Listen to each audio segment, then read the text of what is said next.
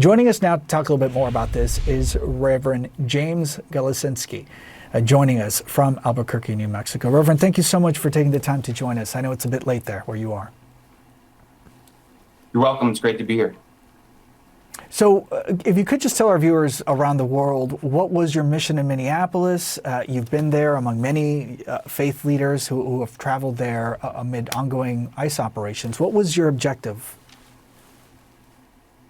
Well, January 16th, I got a call out from organizers in Minneapolis, some of them friends that I've known for a long time.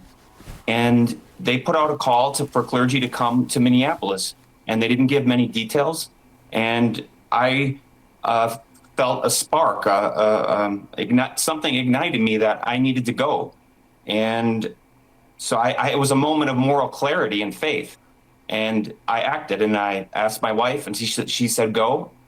And I went, and I was grieving the death of Renee Good, and I wanted to do something positive.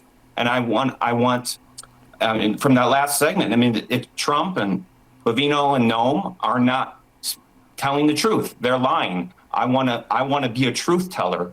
I want the truth, and I want to see it for myself. So that in just a few days, I headed out to Minneapolis. So you were there after the shooting of Renee Good? Yeah, I was there from Wednesday through yesterday and Saturday.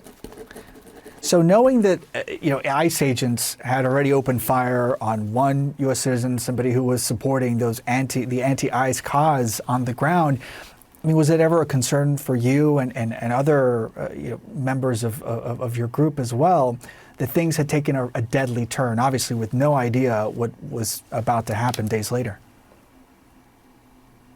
It was a concern, and well, I think ministers and clergy we're spiritually grounded people. I think we're natural de-escalators.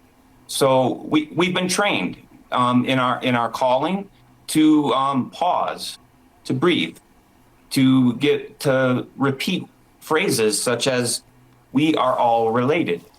We are all related, and to center ourselves in love and compassion and care. And that's what we want from leaders in the Trump administration, is to not lead with aggression, violence, and retribution. Instead, care, community, and love. That's what we want. And right. There is some fear of ICE agents. I mean, I saw with my own eyes 12 ICE agents jump out of 3 cars and surround a pregnant woman, brown skin. They were racial profiling. The woman was scared, traumatized. She had a child in the car with her. I bore witness. A few other ministers, we bore witness and saw it. And she had papers. She was here legally, but we went over to her car and started talking to her. And how are you doing? How are you feeling? Well, she's traumatized, but she's also grateful we're there. We offered her prayer. We offered her care.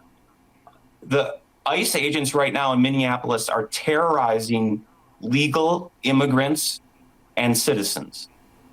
You mentioned that one encounter or interaction with federal agents.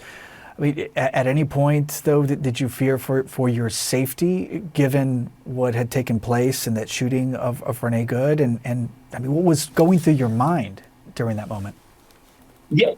Well, I was trying to film, and I was, well, the one thing, I was trying to film from a different angle, because angles are important, and they said, get back. And you know what? I stepped back.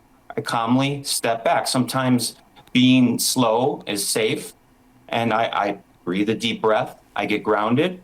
And you know what I did is I was just a few feet from these ICE agents. I just looked into their eyes. I looked into their eyes. I saw a young person, probably 20 years old. I'm wondering, why is he doing this? Why? Well, it's a good job. He wants benefits. So I don't know, whatever. I look at another guy. I just look into his eyes. He's a human being who has love in his soul. You know, he's a person.